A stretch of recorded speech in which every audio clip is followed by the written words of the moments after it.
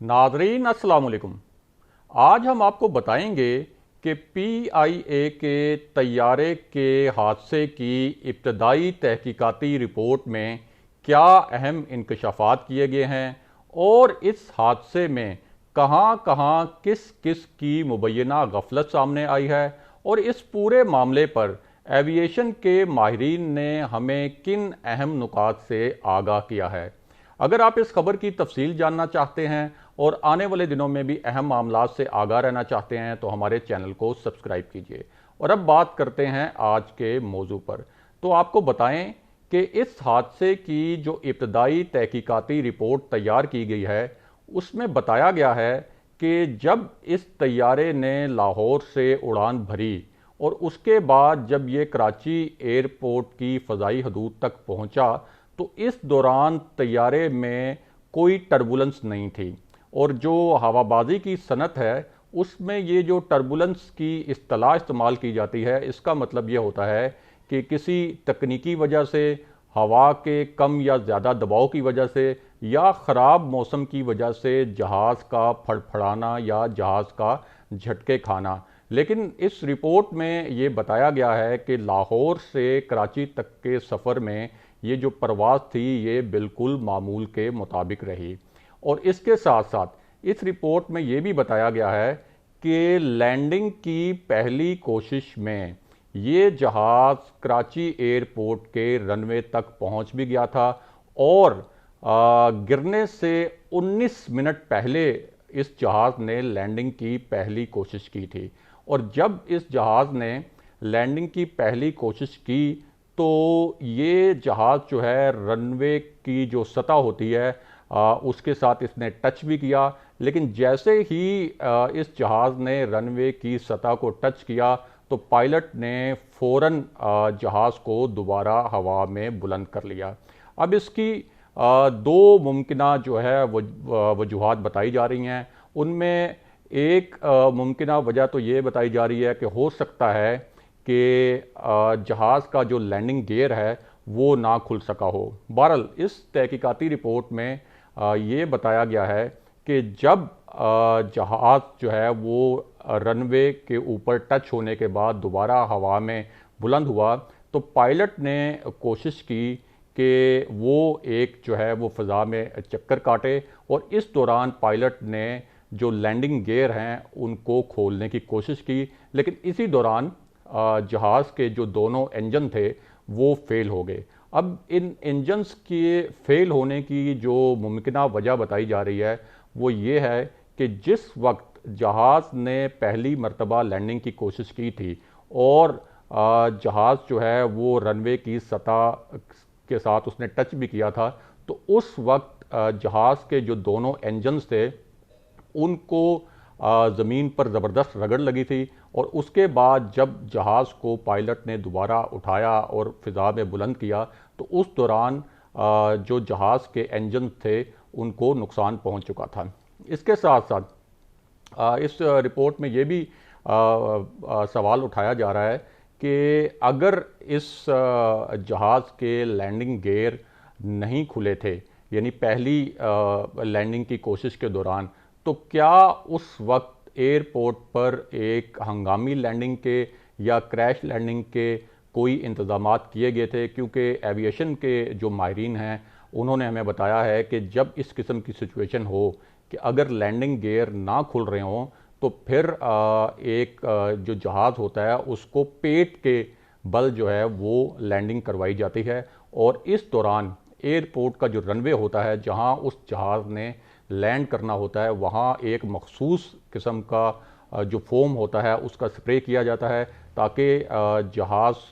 में आग लगने के जो खदशा है उसको कम किया जा सके। क्योंकि ये खदशा होता है कि जब जहाज़ पेट के बल लैंड करेगा तो वो ज़मीन के साथ रगड़ खाकर उसमें आग लग सकती है। इसी तरह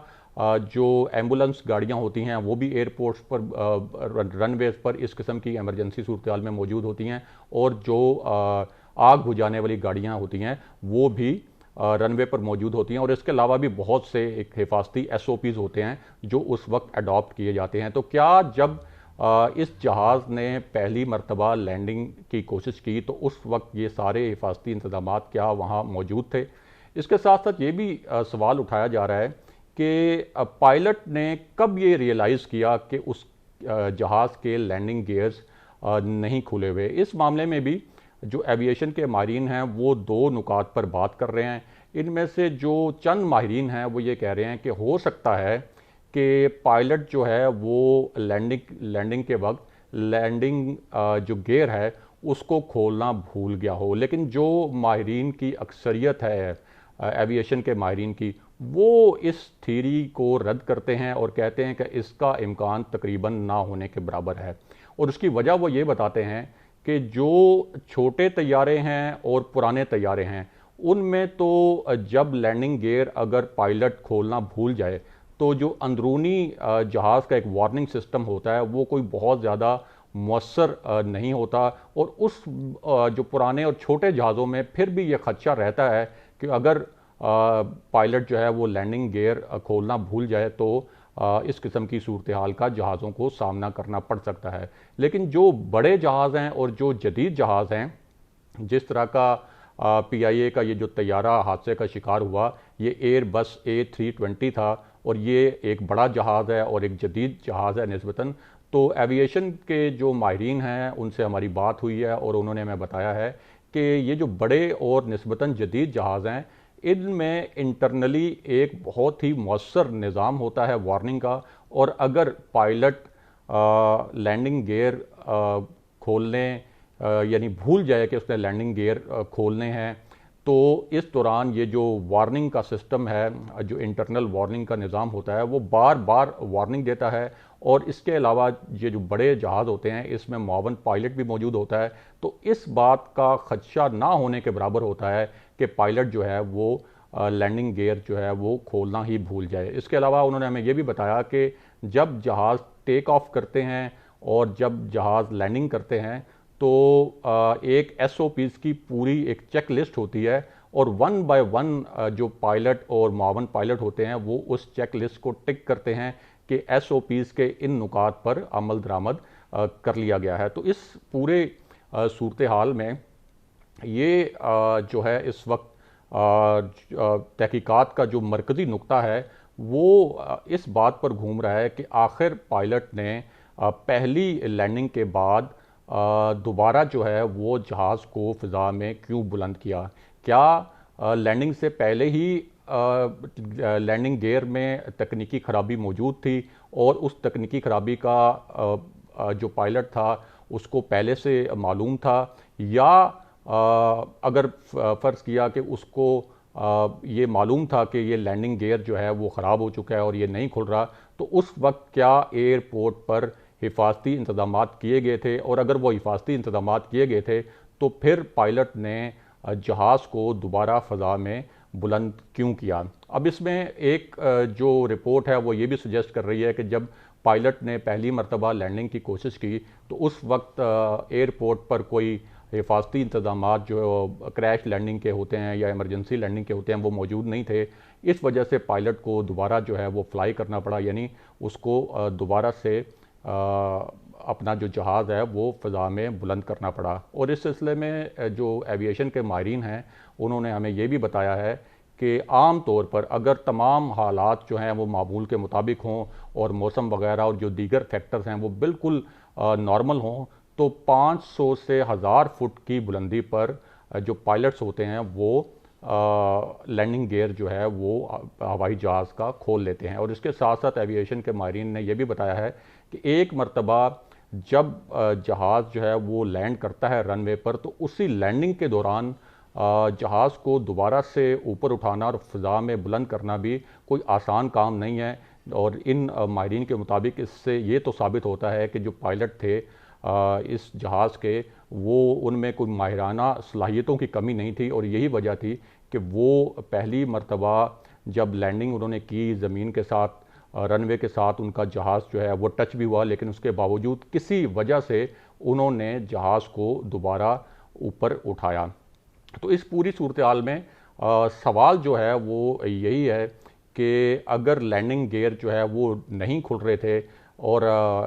جہاز کو ایک ایمرجنسی اور کریش لینڈنگ کرنی تھی، اور اس سے پہلے اگر کنٹرول ٹاور کو اس پورے معاملے کی اطلاع تھی تو کیا ایئرپورٹ پر ایمرجنسی لینڈنگ کے پورے انتظامات موجود تھے یا نہیں موجود تھے؟ اس کے ساتھ ساتھ جو ایویشن کے ماہرین ہیں انہوں نے ہمیں یہ بھی بتایا ہے کہ جس ایریا میں جس بلڈنگ سے یہ جہاز ٹکرایا ہے، اگر وہ بلڈنگ اتنی اونچی نہ ہوتی، وہ عمارت اتنی اونچی نہ ہوتی، تو یہ جو جہاز ہے یہ 60 سے 120 سیکنڈ کے اندر رن وے کا جو ایک ابتدائی حصہ ہوتا ہے اس حصے تک یہ پہنچنے میں کامیاب ہو جاتا، دونوں انجنز کے فیل ہونے کے باوجود، اور ہو سکتا ہے کہ یہ جو نقصان ہے یہ جتنا نقصان ہوا ہے اس سے بہت کم ہوتا۔ تو اس میں یہ سوالات بھی پیدا ہوتے ہیں کہ ایئرپورٹس کے اطراف اور ایئرپورٹس کے اتنے قریب اس قسم کی آبادیاں کیسے بنی، اور خاص طور پر ایک مخصوص حد سے اونچی جو عمارتیں ہیں ان کی تعمیر کیسے ہوئی؟ ہم جانتے ہیں کہ اسلام آباد کا جو پرانا ایئرپورٹ تھا جو صرف 2 سال پہلے تک بھی مکمل طور پر فعال تھا، وہ بھی بالکل آبادی کے اندر گھرا ہوا تھا، اور جو جہاز جو وہاں لینڈ کرتے تھے یا وہاں سے ٹیک آف کرتے تھے تو وہ بالکل جو قریبی آبادیاں تھیں وہاں کے لوگ انہیں بالکل اپنے سروں کے اوپر 200-300 فٹ کے فاصلے پر دیکھ سکتے تھے، اور وہ ایک بہت بڑا سیفٹی کنسرن تھا۔ اور اس کے بعد پھر یہ فیصلہ کیا گیا کہ اسلام آباد میں ایک نیا ایئرپورٹ بنایا جائے گا، اور وہ ایئرپورٹ شہر سے باہر بنایا گیا ہے۔ اسی طرح پوری دنیا میں جو ایئرپورٹس ہیں، مرکزی ایئرپورٹس جو ہوتے ہیں، وہ ہمیشہ شہری آبادی سے بہت دور بنائے جاتے ہیں، اور سوال ہی نہیں پیدا ہوتا کہ ان کے قریب جو ہے کوئی ہائی رائز بلڈنگز یا جو ایک مخصوص حد ہوتی ہے کہ آپ اس سے اونچی بلڈنگ جو ہے وہ ایئرپورٹس کی حدود میں نہیں بنا سکتے، ان جو ضوابط ہوتے ہیں بلڈنگز کے، اور وہ جو ایک ہائٹ مقرر کی گئی ہوتی ہے، سوال ہی نہیں پیدا ہوتا کہ وہاں کوئی عمارت جو ہے وہ اس بلندی سے زیادہ جو ہے اس کو اوپر تک وہ تعمیر کیا گیا ہو۔ لیکن یہ ہم جانتے ہیں کہ پاکستان میں جو ہے وہ یہ صرف ایویشن کوئی انڈسٹری یا صرف PIA کا یا صرف ایک شعبے کا معاملہ نہیں ہے۔ ہمارے ہاں ہر شعبے میں اس طرح کی سنگین کوتاہیاں اور غفلت کی جاتی ہے، لیکن اس شعبے میں یہ جو اس قسم کی کوتاہیاں اور اس قسم کی جو غفلت سامنے آتی ہے اس کا جو خمیازہ ہے لوگوں کو اس طرح سے بھگتنا پڑتا ہے کہ ان کی جانیں جو ہیں وہ اس طرح کے کریشز میں وہ جاتی ہیں۔ اور ماہرین کا یہ ماننا ہے کہ اگر وہ بلڈنگ جو ہے وہ اگر وہ اس وقت وہاں پر نہ ہوتی ایئرپورٹ کے ایریا میں، تو ممکن ہے کہ یہ جہاز جو ہے وہ رن وے کے ابتدائی حصے میں پہنچنے میں کامیاب ہو جاتا اور نقصان کافی کم ہوتا۔ اب اگر آپ اس کی جو انویسٹیگیشن کا وعدہ کیا گیا ہے کہ اس کی انویسٹیگیشن بڑی ٹرانسپیرنٹ ہوگی اور وہ پھر حقائق سامنے لائے جائیں گے، تو ہم اس سے پہلے دیکھ چکے ہیں کہ بھوجا ایئر لائن کا جو حادثہ ہوا تھا پیپلز پارٹی کے دور میں،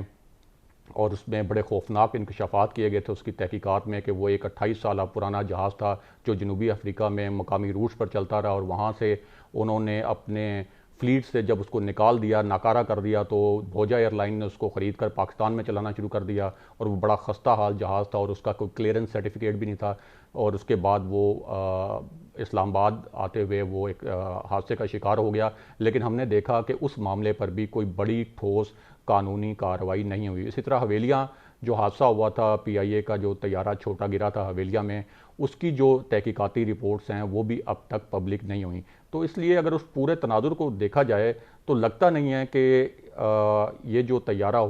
حادثہ ہوا ہے اس کی کوئی تحقیقاتی رپورٹس بھی جو ہے وہ جلد منظر عام پر آئیں گی، یا ان رپورٹس میں کوئی حتمی طور پر تعین کیا جائے گا کہ اس پورے معاملے میں کہاں کس کی غفلت سامنے آئی ہے۔ ناظرین، آج کے پروگرام میں ہم نے آپ کے ساتھ جو خبر شیئر کی، آج ہم نے آپ کے سامنے جو تجزیہ پیش کیا، اس کے متعلق کمنٹ کیجئے، اس کے متعلق فیڈ بیک دیجئے، اور اگر آپ آنے والے دنوں میں بھی اہم معاملات سے آگاہ رہنا چاہتے ہیں تو ہمارے چینل کو سبسکرائب کیجئے۔ اگلے پروگرام تک کے لیے خدا حافظ۔